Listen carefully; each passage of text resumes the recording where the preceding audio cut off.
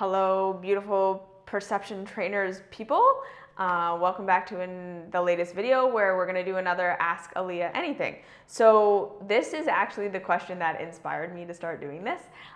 So it's a person called Allison who messaged me on Instagram, and I was just like, you know what, this is like a really awesome question, and I think I should just start answering these publicly. So thank you, Allison, for your awesome question and for inspiring this series.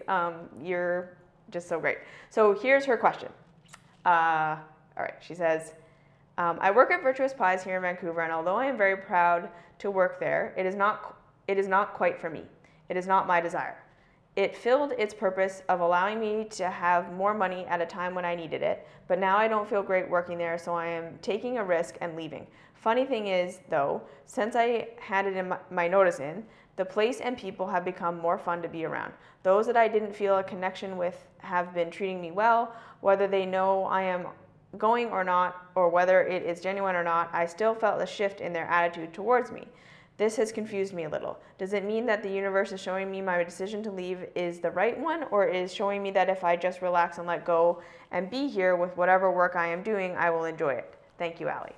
Okay, so this is an awesome question because I feel like so many of us feel this way in our lives, that we're in some sort of situation that we find unbearable, right? That we're in a job, we're in a relationship, we're in doing a diet, doing anything that we're doing, and we're just like really struggling with it. And like I said, like what Allison said here too, is that there was a part of us that can see that it really served its purpose, and it was the right thing at the right time. Like we felt good when we first got the job, we felt good when we first got into the relationship, we felt good when we first got into the diet. It really did feel like the next right step for us. And then slowly over time, it started to just become this excruciatingly unbearable thing. And so we get to this place where we think, okay, I want to leave, I hate this. And then the second we make the decision to leave, right? And we can even think of this with like, you give your notice at work, or yeah, you give your notice at work, you give your notice on the apartment, you decide you're going to leave the country, you're going to leave the city, you're going to leave the boyfriend, you're going to quit the diet, quit the workout regime, but then there's still this little period of time in between deciding you're going to quit and making the declaration that you're going to quit and you're going to leave and you're going to go on to something new, and the actual time when you go on to something new, right? There's always that little break. There's never seems to be a like, I quit and that's it, we're on to the next thing. There's always a transition. In any time we're going to leave a situation, there's always going to be that transition phase. And then the worst thing that I think we can experience is this feeling of like, holy shit, it's fine now. It's not as bad as I thought it was. Maybe I don't need to leave this boyfriend. And you all of a sudden notice all the like cute and funny things that he's been doing or that she's been doing or that they have been doing, and that you actually kind of really like about them. And you think like, why didn't I notice all this stuff before? Or like Allison said here with her job, all of a sudden it just seemed fine and you could like connect and it's not so bad. Or the apartment all of a sudden just seems kind of nice and comfortable, and what am I thinking? Or the country, or like I say, anything that we've decided we're going to leave. So what's going on there? First things first that we need to realize, okay? As human beings, we don't even have to learn this. This is something that's natural and inborn within us. That whenever we're thrust into a new environment, we're going to go into a state of fear. And this is something we really have to start to just own and accept and realize about ourselves. That it does not matter how awesome the change is. It doesn't matter if you left an abusive relationship. It doesn't matter if you left a job that made you want to pull your hair out and die every single day. It doesn't matter if you left the apartment that was leaking and everything was broken and the landlord was awful and the upstairs neighbors were always having sex and you couldn't sleep and all this stuff. It doesn't matter how horrible the situation was that we were in. When we leave it, we are always going to be going on to something new, something unfamiliar, something we haven't been in before. And for a little period of time, that unfamiliar territory to our brains is going to be worse than whatever it is that we're in, because it's unfamiliar. We don't know how to navigate the new territory. So no matter how horrible whatever it is that you're in right now is, you have to understand that you've learned how to navigate that territory. There's a part of you, there's a level of you that feels safe and secure, even if it's awful. Okay, this is what I'm saying. Even if it's an abusive relationship, even if it's the worst apartment ever, even if it's a job that is absolutely soul crushing for you, you have learned how to navigate that environment. So the new environment, no matter how great it might be, no matter how awesome it could be, right? Any mental projection you might have of reasonably thinking how this next thing is going to be better, you don't actually know that because you haven't actually been there. It is simply new territory you know nothing about. And so there's going to be a part of you that doesn't want to go, that resists. And that can surface as looking at the old thing and seeing that it's not that bad. Okay? That's the first thing you got to recognize. It doesn't mean you've made a mistake. It doesn't mean you should stay. It doesn't mean that you would have been able to be happy in that job or in that relationship or in that apartment or in that city or in that town or in that school that you're in or whatever it is that you've just decided to quit. It doesn't mean that you could have just figured out a way to be happy there. That's not what that means, okay? What this means is your mind is saying, okay, yeah, it's shitty, but it's familiar. And look at all the good things about it because I don't really actually want you to leave because the new thing I know nothing about. And the new thing is just scary, okay? So that's what we need to understand.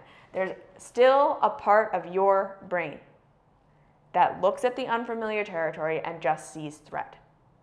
No matter how great the logical mind, the forward-thinking, higher reasoning part of you can reasonably assess, I'm done with this, this was killing me, it was the worst thing ever, I need to move on to something new, there is always going to be that brainstem part of you that's like, no, the new territory is worse. We don't know about it, we know how to predict this, we don't know how to predict that, this is safe, that isn't, just stay. And that's where really all of those feelings of comfort and safety and recognizing all the good things about the thing you're about to leave come from. It's the fact that your brain is saying, this is safe, let's stay here, okay? So what you really want to address here is don't beat yourself up and say that I could have made this work. That's not what this means, okay? This is just the fear part of your brain saying, no, see, this isn't that bad. Let's not go do something new that we don't know anything about and could be so much worse than this, right? Let's just stay and do this. That's really what's going on in your brain. And the second thing is, of course, once we've given ourselves the out, okay, because this is the other thing. When we're in a situation that we really hate and we really feel is out of alignment with us, and that we've outgrown, or like I say, that it served its purpose, it served its time, it felt good for a little while and now it doesn't anymore, and we don't see any alternative, we don't see any way out, we don't see what we're gonna go to. So right, you're gonna see that human psychology is quite complex. It's not so easy.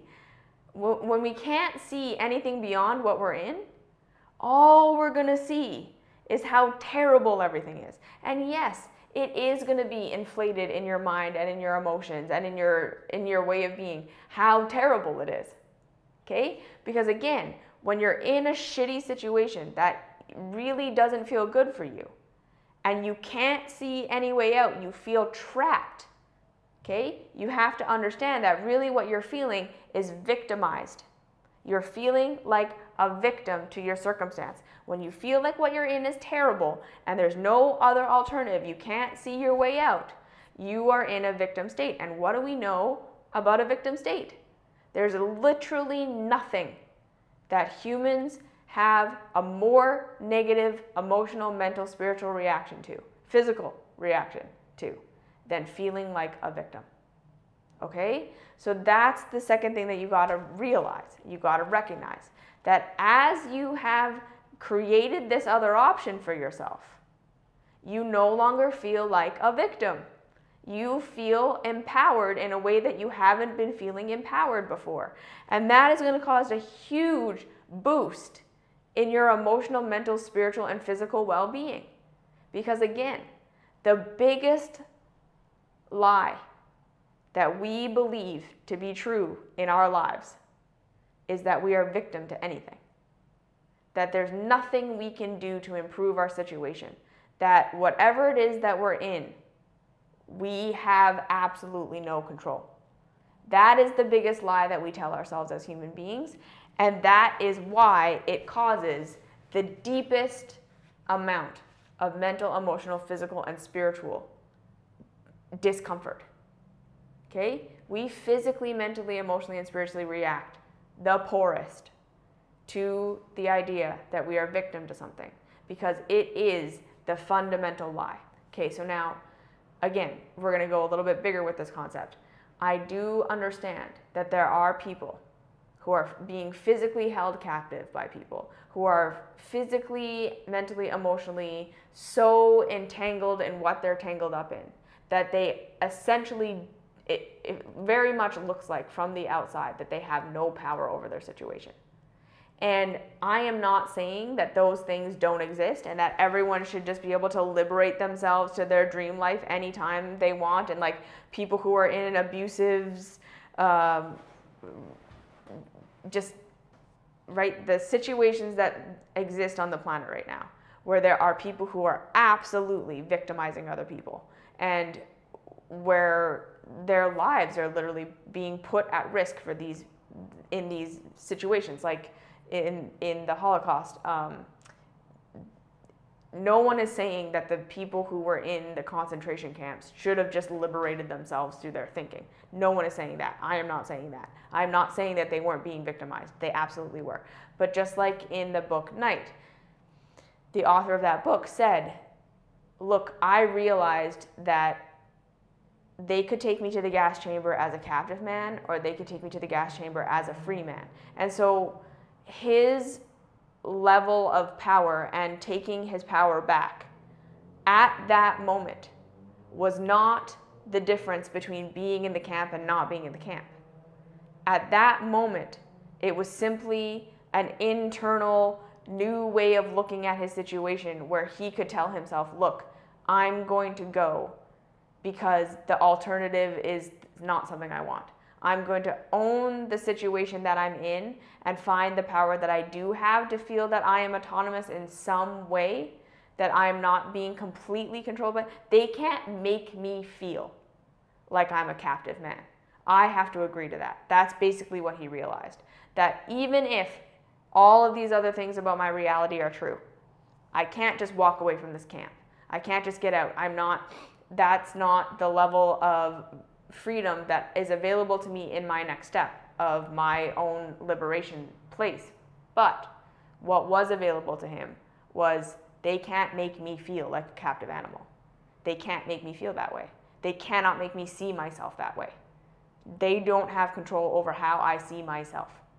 And that's what he realized. And so we got to understand too that we all do have one step out of victimization available to us.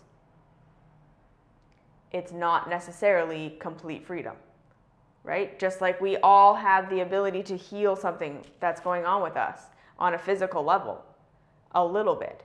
That doesn't mean we're going to go from like dying of cancer to asymptomatic in a step, right? We may be able to go from dying to cancer to, right, making a slight shift that helped the body become a little bit more alkaline or something. Yes, the next phase is not always the ultimate revelation, the ultimate liberation, the most amazing total freedom. It's not going from total captivity and victimization to total liberation and freedom. It's one step, and it's going to feel one little bit better. So essentially, to bring this back to this question and kind of more probably practical for the people watching these videos, what you're going to notice in your life is that you are, when you're really feeling terrible about a situation, the first thing to remember is, where am I victimizing myself? Where am I telling myself I have absolutely no power to make this any better? Where am I telling myself that I am stuck in this and I have no control and I have no power? And again, that may be as subtle as how you're thinking about yourself in the situation. You may be in a situation where you actually can't quit the job right now. You actually can't leave the relationship right now. That is not your next step. But you can shift how you're thinking about yourself and about the situation, and that will be your next step. And then from there, you'll be able to take another step and another step and another, until eventually you get to a place where you've taken so many steps that the new job or the new relationship or leaving actually becomes available to you. So that's the first thing we have to understand. Whenever we're feeling victimized by something and it just looks horrible and everything looks like we have absolutely no option, you have to, if you really want to feel better and start to move in a way where you will be able to empower yourself to get out of it and into a new situation, find the power you have in what you're in. And like I said, it may be very humbling how little power we do have, but we will acknowledge that we do have more power than we're telling ourselves that we have. We always have more power than we're telling ourselves that we have. It may not be the ultimate power, but it's going to be something. Okay? There's always something that you can take your power back. There's always a little area where you can own, like I say, even just how you're thinking about yourself. That is a huge shift that will cause other shifts, that will cause other shifts that will cascade you.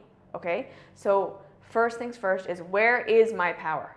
Where is the power that I do have that I'm neglecting right now? And again, I surrender to the fact that it may not be the ultimate power. I may not be able to quit or leave right now or get out of this right now. But where can I shift my thinking? Okay? We find where our power is, and that's going to make the situation that you're in seem less terrible.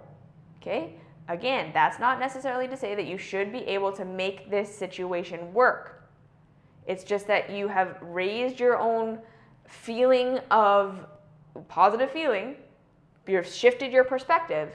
Okay, I'm purposefully avoiding using the words raising your vibration because I think that it's just been so overused and it doesn't really mean anything.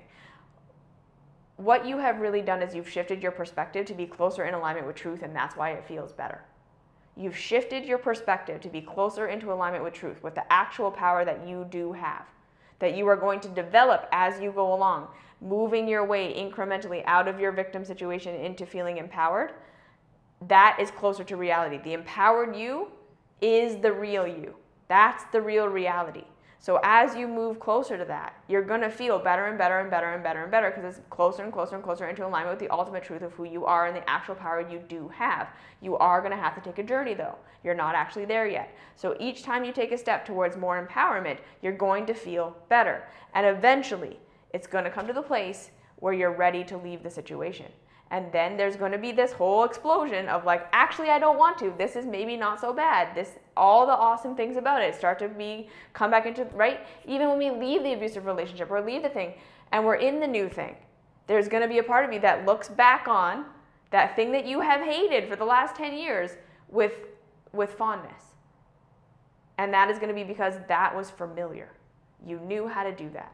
So as you move into the new thing, you got to recognize you really are ready to move. That's why you're moving. Approach the new thing like it's unexplored territory. You're going to be uncomfortable. So you got to be really gentle on yourself as you move to the new thing. And then notice when you look back on the old thing as being all the pleasant things about it. And in that, don't let that make it mean that you should go backwards, because that's going to be the temptation. We're always, as we make a transition, there's going to be a temptation to go back to the old thing. And sometimes we do it. Sometimes we go back to the abusive partner. We go back to the job. We go back to the country. We go back to whatever, because we just want that familiar and safety. But the thing is that really just start to notice that, yeah, this new thing is going to be uncomfortable. That old thing is always going to be there. It's going to be familiar. Think back on all the lessons you learned there, and then start to apply it to your new situation. Really make yourself focus on finding your footing in the new place.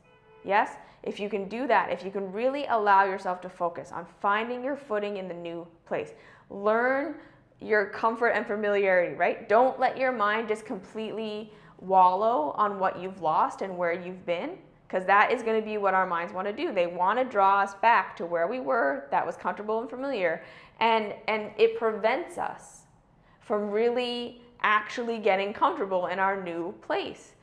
So allow yourself to orient yourself in the new place, and then realize that your mind is going to be drawing you back to the good things about the old situation as a way of protecting you from moving forward into the new, uncomfortable, unfamiliar circumstance of whatever it is that you're moving into.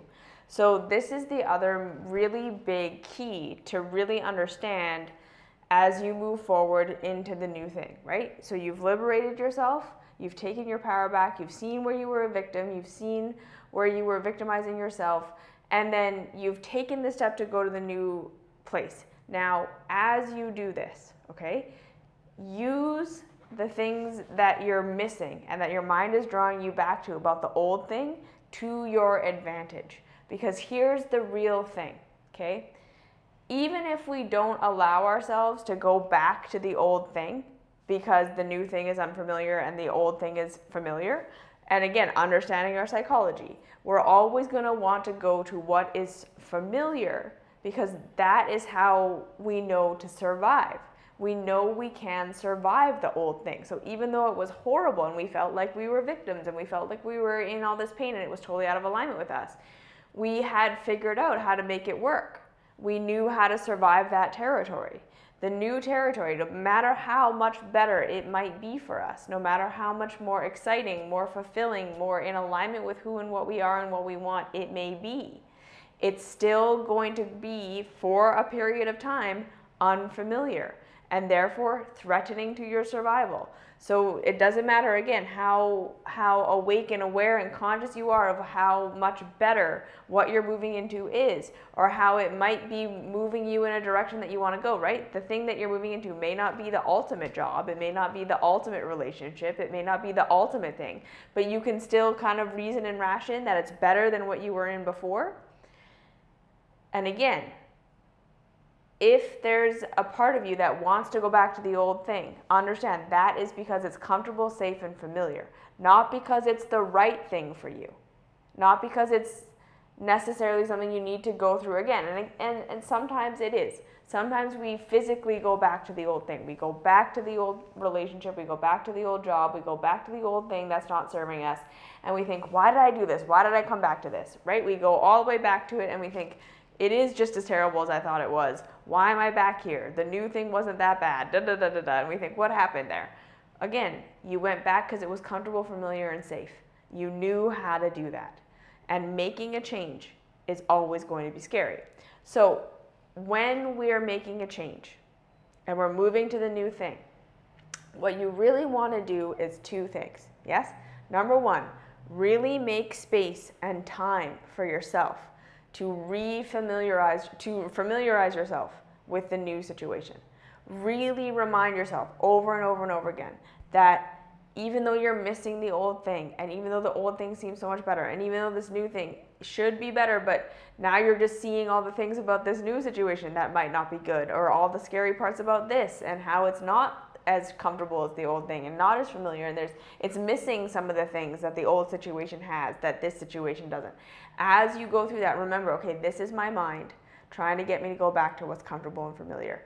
I just need to get through this phase of this being uncomfortable and unfamiliar, and then this will start to feel comfortable and familiar.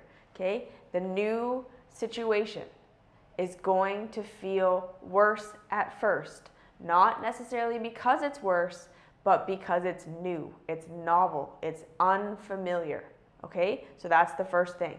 You're gonna want to go back, not because the thing in the past was right for you, but because it was comfortable, safe, and familiar. You knew how to do that, okay? So really noticing that, just being aware.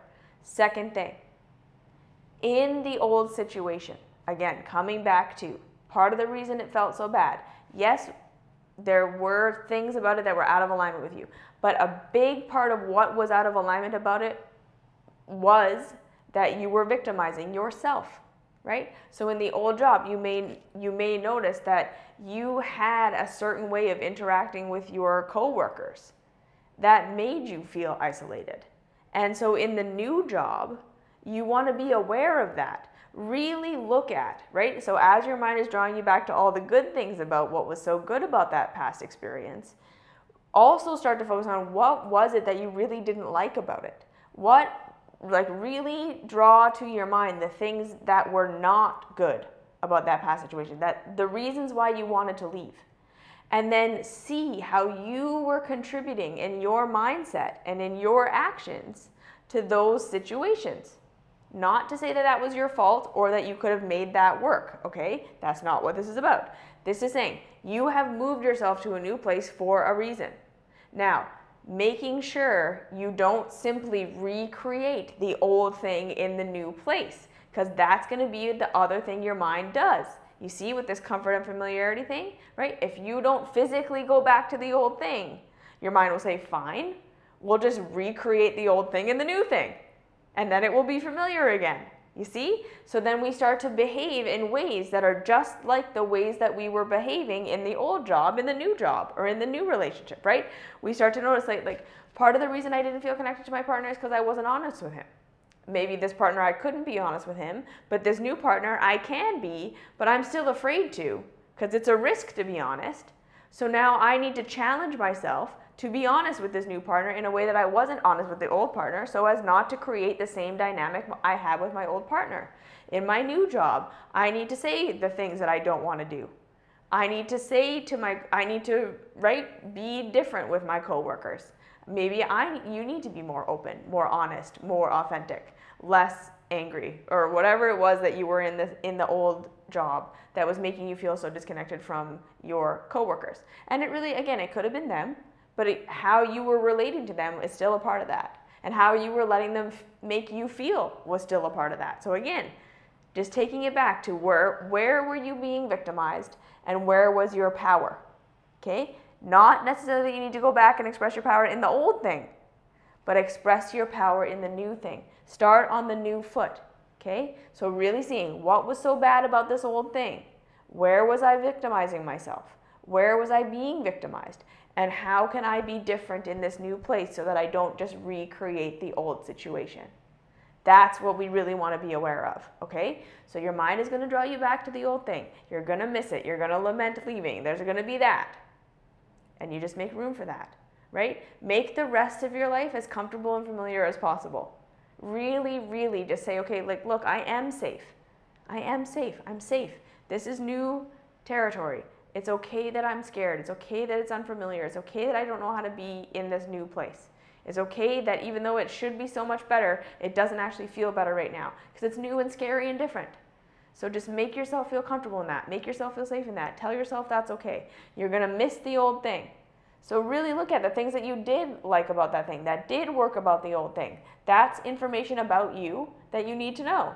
That is stuff that, like, it wasn't all bad. So that's good. You know things about what you desire based on that thing. Now, how can I take those things that I desired and liked about the old thing and implement them in the new thing?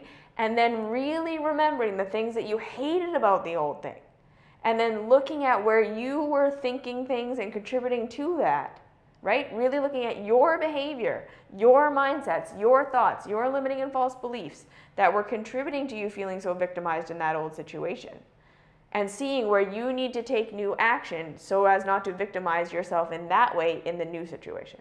Don't just recreate the new situation in the old situation in your new situation, right?